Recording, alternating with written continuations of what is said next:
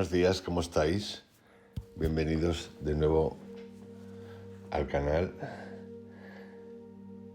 Mil gracias a vuestros comentarios. Mil gracias por suscribiros y haceros miembros, por los super thanks. Continuamos con el capítulo 3 de mucho de bueno y mucho de malo. Los hombres vistos de espaldas no piensan. Todos sus atributos exteriores, los que sirven de alerta, los que sirven para identificar, los que les permiten fraguar ideas asociando lo visto, lo olido, todos esos atributos están delante suya. Es como si el hombre estuviera predestinado a mirar, a correr hacia adelante. De manera que si uno consigue estar siempre de espaldas a los hombres, no darle las espaldas, pues eso resultaría peligroso, sino más bien a sus espaldas uno, podemos decir, está a salvo de todo. Se mira al hombre por detrás.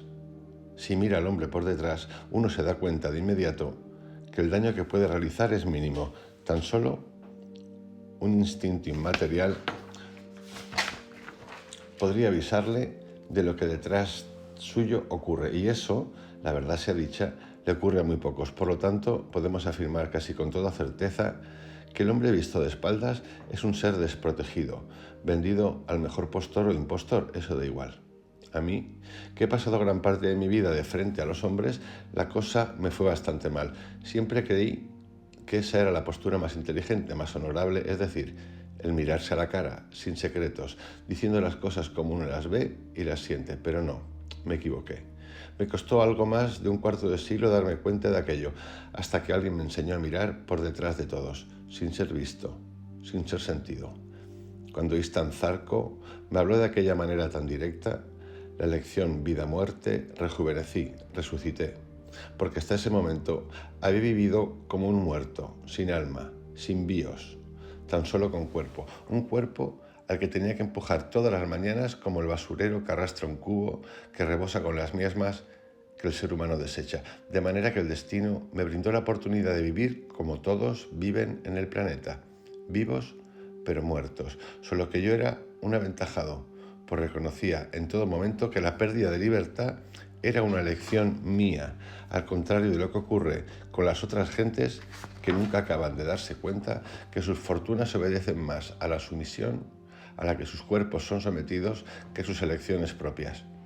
Mi trato con el diablo fue clarísimo, gustoso, soberbio. Aquel trato fue un repaso intenso a la historia del mundo, de las civilizaciones, a la historia de mis creencias y supuestos saberes celestiales. Me explicaré. Mi religión no obedecía al monoteísmo cristiano, musulmán o judío, como alguien pudiera pensar, ni al budismo, hinduismo o religión de Zoroastro, como alguien inteligente moderno puede haber deducido, sino que mi religión, mi única religión, obedecía a mis padres. El camino recto, su camino, era impuesto día tras día, con cariño, que es como entran bien las cosas, y con algo de severidad, por si acaso se desvía uno. Siempre haz el bien, no envidies. Defiéndete cuando sea necesario, pero tú, hijito mío, ay, hijito mío, qué palabras, siempre recto. Me habían mandado al país de los tudescos, el orgullo de Europa, no para los demás países miembros de aquella Unión Europea, sino para los propios alemanes, que así lo creían. Sueños, sueños. Todos soñamos, los alemanes también, eso creo, y los de la Unión Europea, bueno, esos son visionarios más que soñadores, con la seguridad de que aquel era el único camino acertado. Por el camino de Dios lo titulé, para la obtención del bienestar que tanto anhelábamos, pues mis padres pensaban que el pecado original, ser albanés, solo podía desaparecer con un bautismo alemán, aquella lengua que daba tanta personalidad y fuerza, aquella lengua que se imponía en Europa con tanta pesadez. Cuando acabé la licenciatura, se me invitó, con la dulzura de la madre, a buscar trabajo en Berlín. Y allí comenzó mi búsqueda del bien. Era tan bueno, tan bueno, tan bueno, que todos alababan mi espíritu. Era tan bueno, que todos deseaban ser yo. Era tan bueno, que un día el jefe de personal de la Confederación Empresarial de aquella región, un empresario ascensorista llamado Omtes Tajun, me dijo: «Señor Escupia, visto su currículum, creo que usted es el hombre más capacitado para desarrollar su carrera a las faldas de la Iglesia. Prefiero gestionar sus finanzas. No me malinterprete, no le respondí. Ese trabajo lo haría mejor un hijo de puta ascensorista que siempre sabe qué botones tocar. Y me marché a la búsqueda del hombre del siglo XXI, por el camino de Dios. Después de esta anécdota hubo 2 o 3 más. Una compañía de seguros que buscaba un hombre, a lo mejor eran todos especiales, vete a saber que por aquel entonces, como ahora, los ofertadores de trabajo estaban muy exigentes, multilingüe, con experiencia en el exterior. Resumiendo, allí estaba yo entrevistándome con aquel sacacuentas que gracias a las mentiras que decía había conseguido un puesto importante. 3 veces nos vimos en un año. 5 currículos vitae, le mandé 200 llamadas de teléfono para obtener una respuesta parecida a la siguiente. El mercado de trabajo pasa por un año de restricciones. Nuestra empresa recorta gastos. La economía del país ha sufrido los efectos de la anexión de los hermanos del Este. Los pagos a la Unión Europea impiden que el conejo del norte se cure de la misomatosis gonorreica. Así que siguiendo los dogmas, pues en dogmas los convertí, de la búsqueda que mi madre me marcaba, el camino derecho decía, lo único que encontré fueron desprecios, relajos, soberbia, sí, lo olvidaba, y mediocridad. Palabra muy usada en aquellos tiempos por los hijos de la misma. Me encontraba bajo los efectos de lo que los gurús del éxito llaman el síndrome del ahorcado. A saber, el hombre, el ahorcado, sigue de pie. Bueno, más que de pie, levantado del suelo 2 palmos, que a fin de cuentas es como se sienten los amos. Y esa es la gran paradoja, estar por encima de los demás, verlos abajo, pero no poder pronunciar palabra, ni anunciar movimiento que demuestre acción. Pues los que pusieron nombre a ese síndrome aseguraban que la intención no era solo ver al renegado su falta en la vida cotidiana, sino que después de la muerte los ojos de su alma siguieran viendo las incapacidades por las que fue despreciado. Bajo estos efectos estaba, como venía diciendo, cuando conocí a István Zarco. Él representaba un desvío, el camino erróneo, diría mi madre, pero para mí fue la salvación. István me dio la oportunidad de vivir. Podía haber acabado conmigo en un momento, pero no lo hizo. Además, me brindó la oportunidad de recuperar lo que me pertenecía, es decir, el elogio de mi persona, algo que el mundo me había negado. En todo esto estaba mientras marcaba el teléfono de una de las prostitutas que trabajaba para aquel proxeneta del que me habló mi amigo Óscar. María, que así gustaba ser llamada, cogió el teléfono, apuntó la dirección que le di y colgó. 20 minutos más tarde sonó el timbre de la casa. Ve a abrir, me dijo István, mientras se arrodillaba delante de la puerta de la pila, y no vuelvas la vista atrás. Me dirigí a la puerta con la tentación pegada al cuello. Quería girarme y ver cómo se transformaba aquel hombre en bestia, de bestia a microbio, de microbio a nada, a genes, los 5 tártaros. Quería girarme y verlos. Me preguntaba cómo una cosa tan pequeña, imposible de ver, podía esconder tanto poder, tanta rabia, tanta violencia, pero no. Le hice caso y miré por la ventanilla a la vez que preguntaba, ¿quién es? Soy María. Abre. Abrí la puerta y delante de mis narices me encontré con una rubia tintada, falsa, que despedía un tufo insoportable y con un hombre moreno, de pelo negro y melena hasta el cuello. Este es Largo, mi hombre. Tienes que pagarle a él. En 40 minutos volverá. Sí. De acuerdo. ¿Cuánto es? Pregunté. 100 marcos, repuso aquel proxeneta mirándome de arriba abajo con una falta de respeto insoportable. Cuídala, es mi mercancía y no me gusta que me la estropeen. Sin bajar la cabeza, mirándolo fijamente a los ojos, cogí a la chica de la muñeca y la arrastré hacia adentro mientras le decía, no te preocupes, cabrero portugués, tu cabra ha encontrado a su cabrón, y cerré la puerta. María se desnudó y se vino encima mía. Había arreglado la casa el día anterior y había decidido apoderarme de la habitación de matrimonio, que según István es donde dormía la chica que allí vivía antes. La recibí tumbado. A los 2 minutos ya estaba harto. La hice levantarse y darse una ducha. No podía soportar aquel olor a enjambre, dulzón, barato, rancio. María se asustó y me preguntó qué me pasaba. Le dije que nada, que se duchara y que volviese a la cama. Salió del baño sonriendo, decidida. La paré con la mirada y le dije que se sentase. ¿Por qué permites que ese mierda se quede con tu dinero?, pregunté. No puedo hacer otra cosa. Él es quien me rescató de la miseria en el país en que vivía. ¿De dónde eres? Soy rusa, respondió María. Largo tiene una red de prostitución internacional. Él vino a Moscú y me dijo que me pagaría el billete a Berlín y el alojamiento en su casa si trabajaba un año para él. No tenía nada. Me estaba prostituyendo en la calle con los turistas. Los mafiosos que gobiernan todos los negocios me obligaban a entregarles más de la mitad de lo que recaudaba. Así que no lo pensé ni un momento. ¿Y estás contenta? ¿Contenta de qué? Largo me engañó, como lo hizo con Erika, a la que asesinó de una puñalada. Pero dejemos esto. Me has pagado para hacer el amor, no para hablar. Yo no hago el amor con nadie. Entonces, follemos. Yo tampoco follo. Pues sí que eres rarito. Eso será porque no te lo han dicho. Eso será porque no te lo han hecho bien, repuso María, colocando sus pechos erectos sobre mi boca. María se estaba lavando cuando volvió a sonar el timbre. Antes de abrirle al portugués, abrí la puerta del baño, miré a María y le dije: escucha atenta. Vas a salir por la ventana del baño. Toma estos 1000 marcos. A partir de hoy, eres libre. ¿Qué dices, Tristán? Acabo de llamar a Largo y no se irá de aquí sin mí. Te lo voy a decir una vez más. O sales con tu libertad ganada o te quedas y te atienes a las consecuencias. Justo en aquel momento se oyó un siseo gélido procedente de la cocina. ¿Qué es eso?, dijo María asustada. Sal. Eres libre.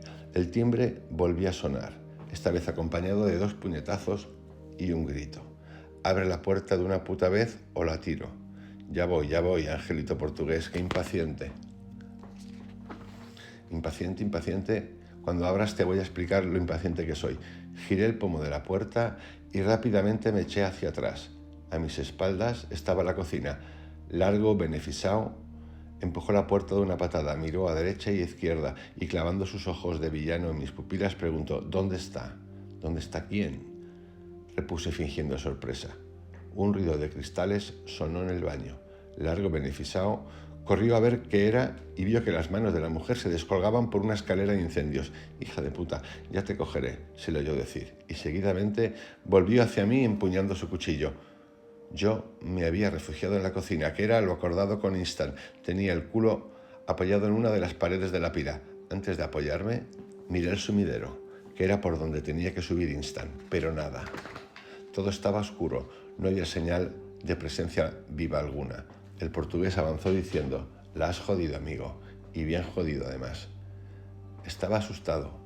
Esperaba la acción de aquel animal con el que había hablado largo y tendido. Esperaba el ataque de aquella bestia con la que había hecho un rato. El puñal del portugués me cortó en la mejilla, aunque yo me había echado hacia atrás para evitarlo. El corte no era de importancia, fue en aquel preciso instante en el que aquel proxeneta iba a clavarme el cuchillo, hundiéndolo en el abdomen, cuando un viento frío que rozó mi oreja se filtró por las fosas nasales de Largo, beneficiado. István Zarco había actuado, y de qué manera. El portugués cayó de rodillas ante mí, con una mano levantada. El cuchillo lo había soltado en el mismo instante en el que el aire frío se coló por su nariz, mirándome con los ojos rojos. Pedía socorro. No contesté. No podía hablar. Tan solo observaba, pasivamente, y pensaba: este desgraciado valiente quería asesinarme hace un segundo. Qué miserable y osado es el ser humano, capaz de matar y bendecir, de sentenciar y perdonar en un segundo de vida. Que muera, dije, y me quedé pensando cómo aquella alimaña llamada István, que devoraba las entrañas de Largo, beneficiado, no era más salvaje que el proxeneta que había intentado asesinarme, que aquel chulo que se servía de la necesidad de aquellas mujeres macilentas a las que compraba como carne en un mercado, que aquel ruin que había asesinado a Erika, el amor de mi amigo Óscar. A la mañana siguiente volví a ver la cara de István. El cadáver del portugués, al igual que el de la mujer que encontré en el armario, había desaparecido. István me mandó a comprar La Prensa. Obedecí de inmediato. Quería un periódico económico, una revista literaria y el último libro que hubiese llegado. Daba igual el título, el nudo, el desenlace, el color de las tapas y la foto. Ahora trabajaba para él. de mi anterior trabajo me había autodespedido. Y mi trabajo, el anterior, ¿en qué consistía? Era corrector de pruebas en una editorial. Tras mi fecundo y glorioso paso por la empresa privada, lo olvidaba, y por la universidad decidí hacerme escritor. Escribí 2 novelas. La primera, titulada Seré testigo en el cielo, la envié a concursar a un premio nacional. La segunda, titulada El letargo del fumador de opio. Decidí no sacarla a la luz hasta que Óscar me la quitó un día y la mandó a una editorial junto a una nota que decía: escritor o mendigo, da igual, sinónimos son. Ruego, si de valor la encuentran, lean mi novela. Si no la consideran digna de publicación, pero ven ustedes algún atisbo de novelista, ruego por segunda vez me ofrezcan algún puesto de trabajo en su empresa. Da igual de lo que sea, siempre y cuando esté en contacto con el papel, con lo escrito. La novela, sí, como no, se la pueden quedar. Eternamente agradecido, Tristan Escupia. A las 2 semanas recibí una carta de la editorial. Me ofrecían trabajo, ¿de qué? De corrector de pruebas. ¡Qué alegría! Iba a poder estar leyendo toda mi vida y además, si seguía escribiendo como era mi deseo, siempre podía acercarme más fácilmente que otros a los directores para que atendiesen mis súplicas, pues en eso se había convertido mi escritura, en súplicas que iba lanzando al aire para que alguien las atendiese. La originalidad de Óscar, yo no lo hubiera hecho mejor, me sirvió para granjearme al principio la amistad y el saludo, tanto de mis compañeros de sala como de los directores ejecutivos que sabían la anécdota, y a quienes veía cuando subía de la planta 3 a la planta 7 para llevarles los textos corregidos. El trabajo me resultaba ameno. Llegaba a leer una novela por día, la imaginación se me disparaba, la atención que había que poner al corregir, la intensidad, celeridad, locuras, amoríos y sinrazones de todos aquellos escritores y de sus personajes tan fantásticos me absorbían de tal manera que no hablaba con nadie, solo quería leer, corregir faltas. A veces en secreto cambiaba partes del texto que me daban, párrafos que pensaba quedarían mejor de la manera que yo los habría escrito. Luego los borraba. La excitación era máxima, diaria. Rápidamente se olvidaron mis compañeros y los directores, los primeros, de aquella anécdota. Desde entonces, cuando subía a la planta de dirección, solo me saludaban el jefe de limpieza y el cartero. Las secretarias de dirección ni levantaban la cabeza. Decían: deje eso en la cesta y márchese. Hoy hay mucho jaleo. Y por lo visto el jaleo duró años. Cada día había más jaleo, porque a los 2 meses de aquellas palabras ya ni subía. Un ujier era ahora el encargado de llevar mis textos corregidos. Así pasé unos cuantos años, de los 27 a los 32. Los personajes que diariamente pasaban por mis manos llegaron a hablarme, a tocarme. Hacía sus personalidades mías, hasta que un día decidí vivir lo mismo que ellos vivían. Fue el último año del trabajo en la editorial, cuando empecé a imitar a aquellos hombres que salían de las líneas de las páginas que leía. El encuentro con Easton se produjo de esa manera. Había leído una novela americana titulada Barks, que Abatido Nocturno, seudónimo que empleaba John Scarsy, hombre cuarentón que regentaba una tienda de frutas en Brooklyn, gustaba, antes de abrir su tienda por las mañanas, disfrazarse con un mono blanco y subir a los pisos más altos de los edificios de la ciudad para, una vez forzada la puerta, dirigirse a la habitación donde dormía alguna mujer, si es que había mujer, y robarle una prenda de su ropa interior. Abatido Nocturno prefería las bragas a los sujetadores, decía que olían mejor. Una vez conseguida su presa, cosa que raramente ocurría, volvía a su casa, donde en una mesa grande, vestida con mantel, platos y cubiertos, colocaba la braga encima de un plato.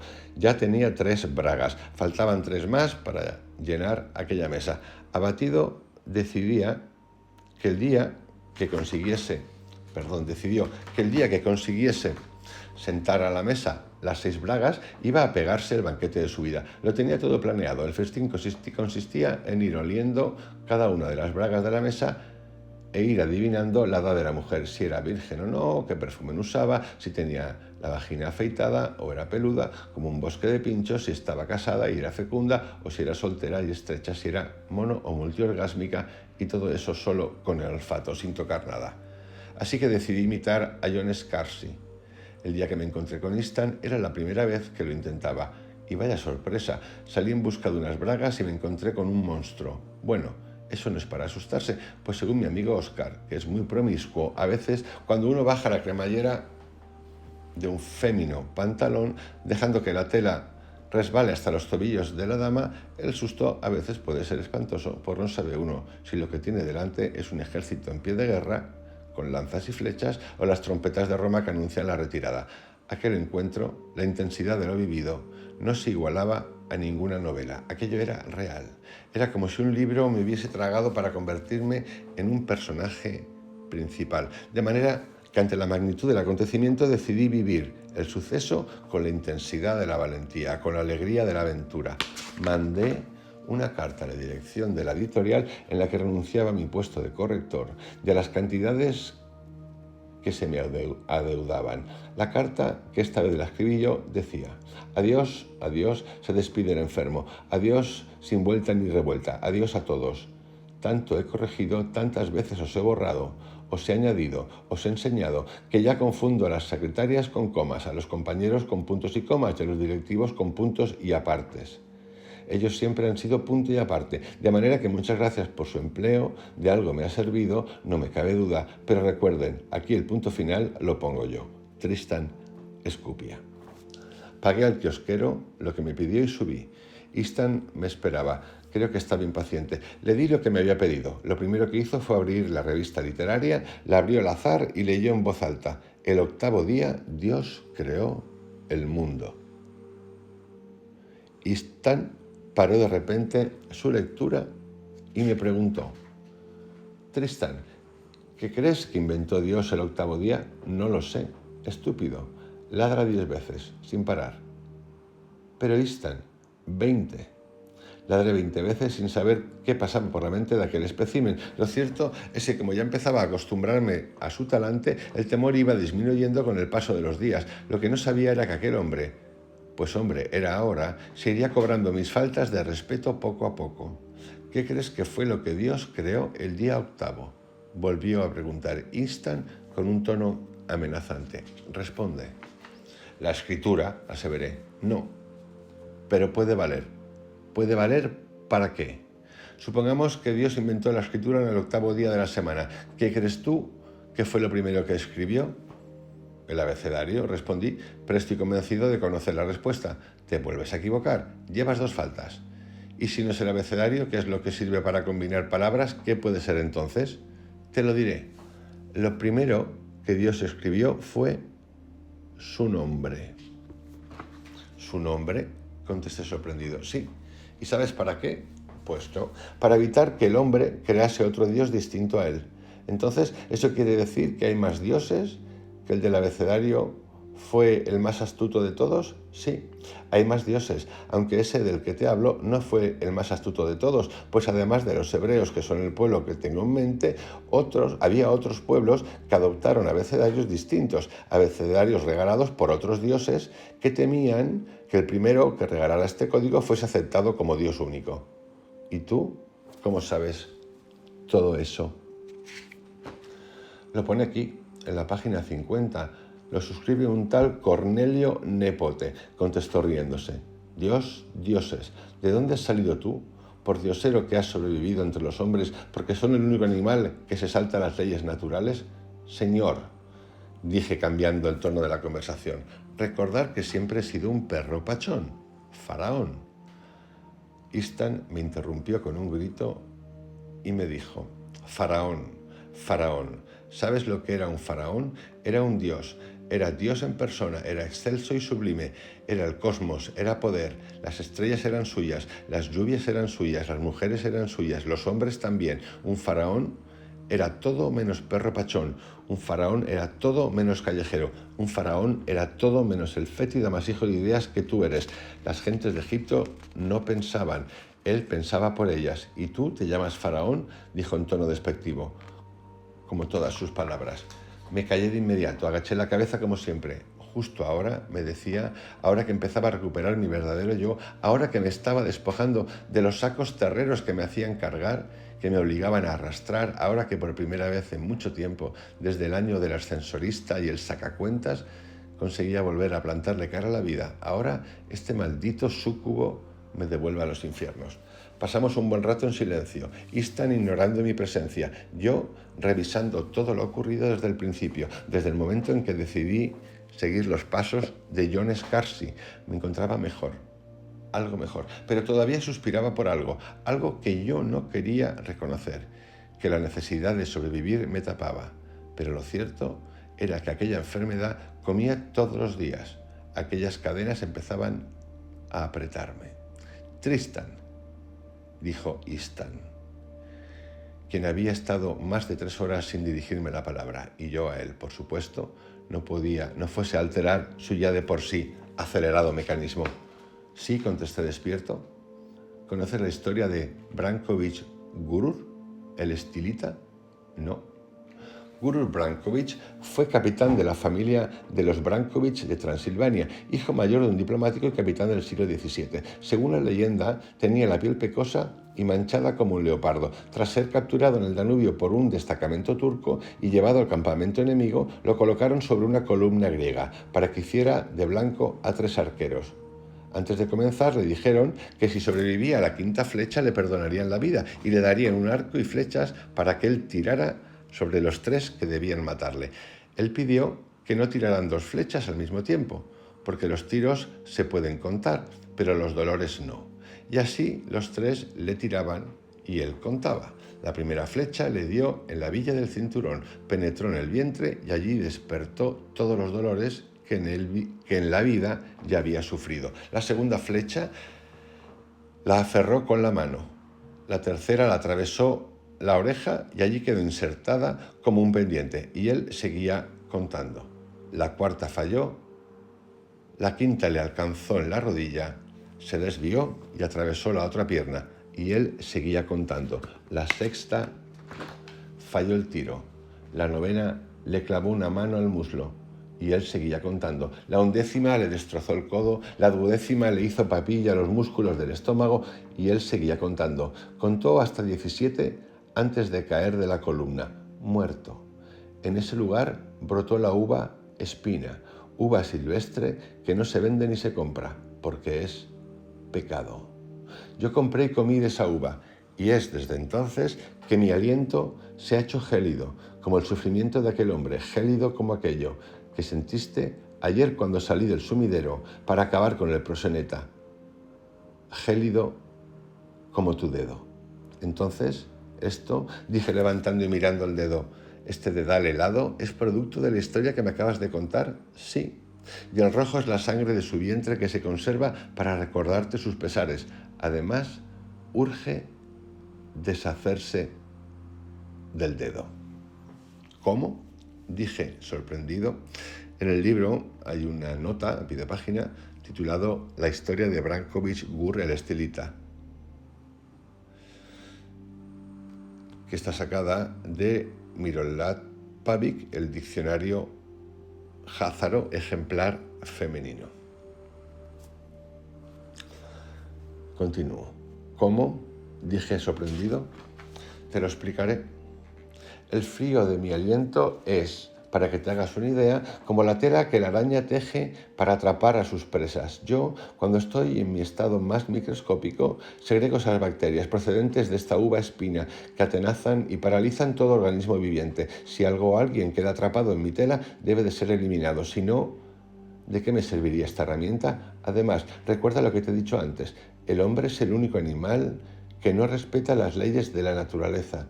¿Te imaginas a un león hambriento perdonándole la vida a una gacela que está rendida ante sí? No, contesté. Pues esto es lo mismo. Tu dedo, ese dedo frío, es mío, mi presa, y lo quiero ya.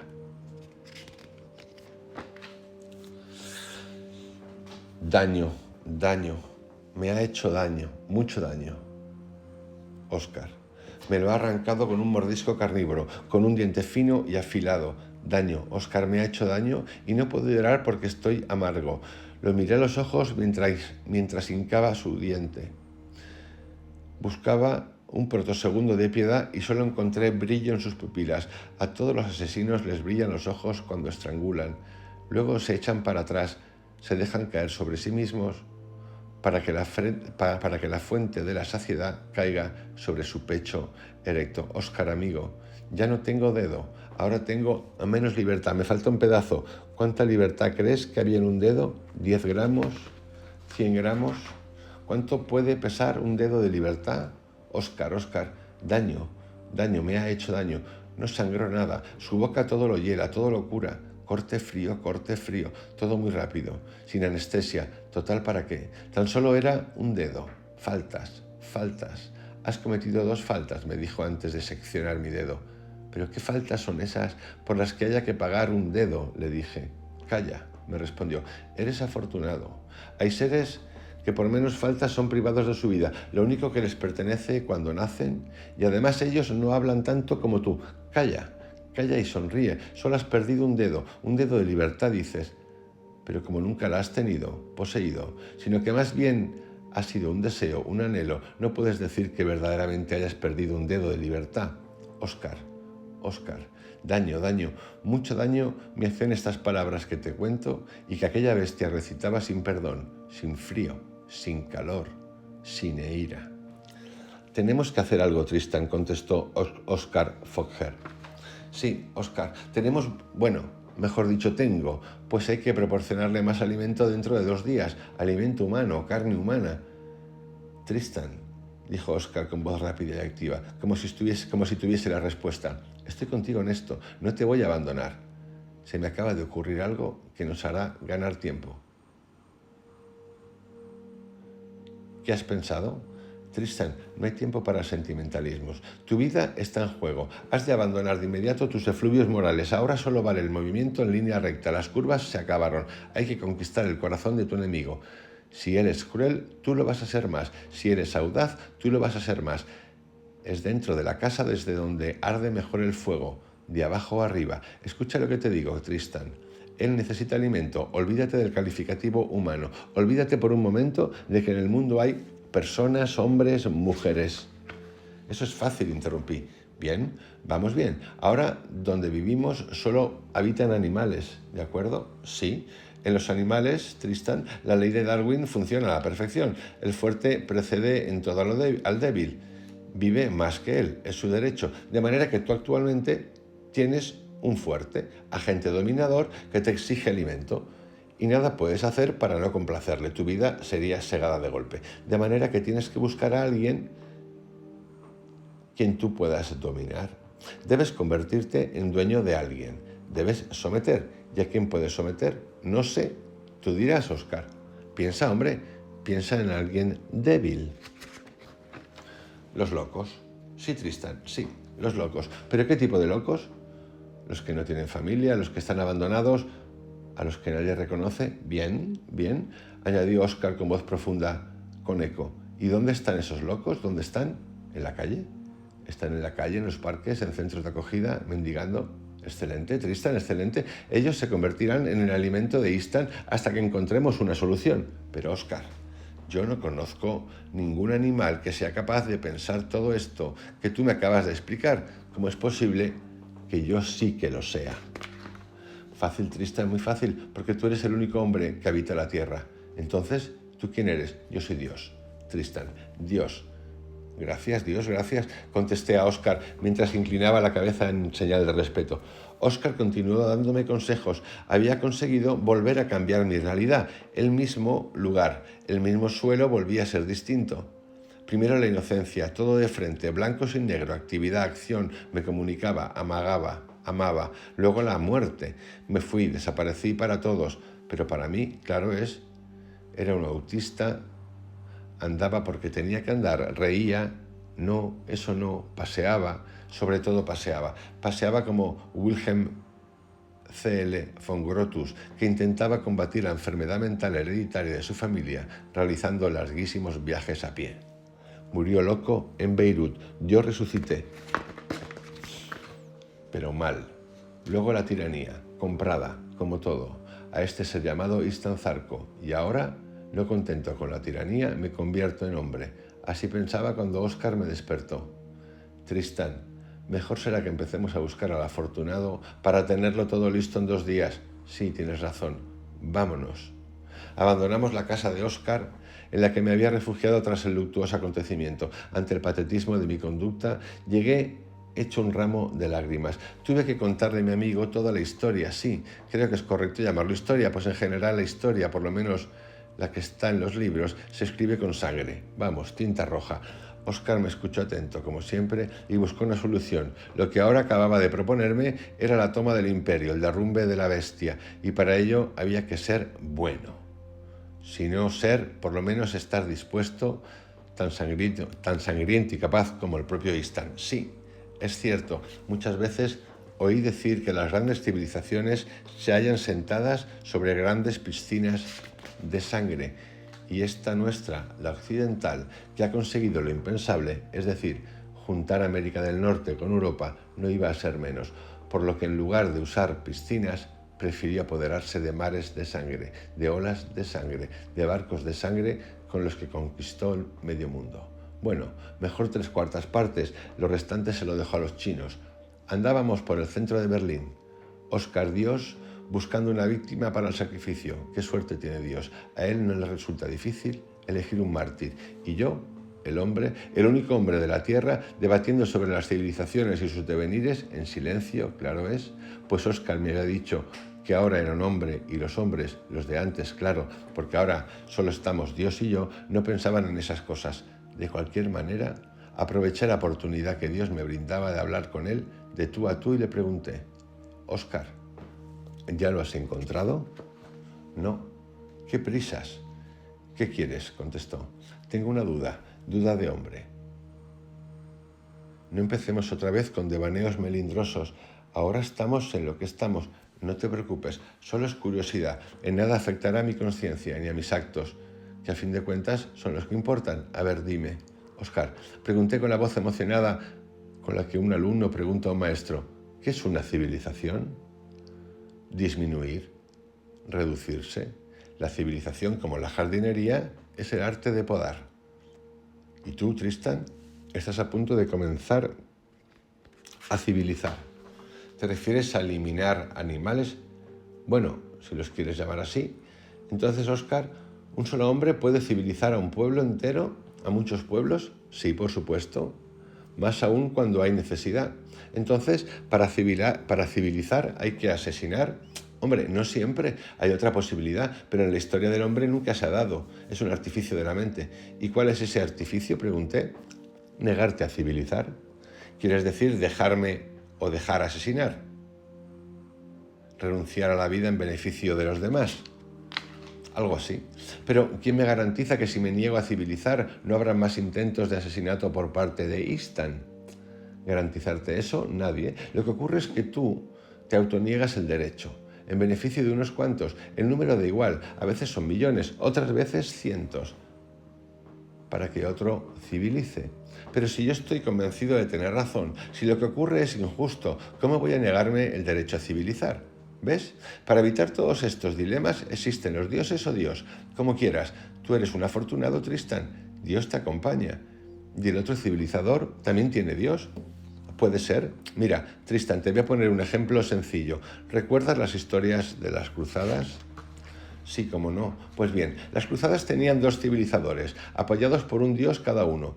Cada bando aseguraba ser el iluminado, pero el caso era que ni los propios dioses conseguían ponerse de acuerdo. Estalló la guerra, murieron cientos, miles. El vencedor civilizó al perdedor.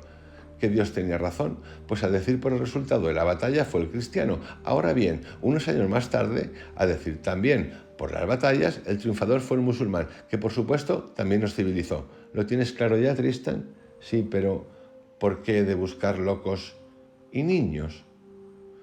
Pues porque ellos son los débiles de acción y los fuertes de espíritu, de manera que siempre estarán detrás de las puertas para lanzar el grito de injusticia. ¿Quién si no se atrevería a llamar las cosas por su nombre?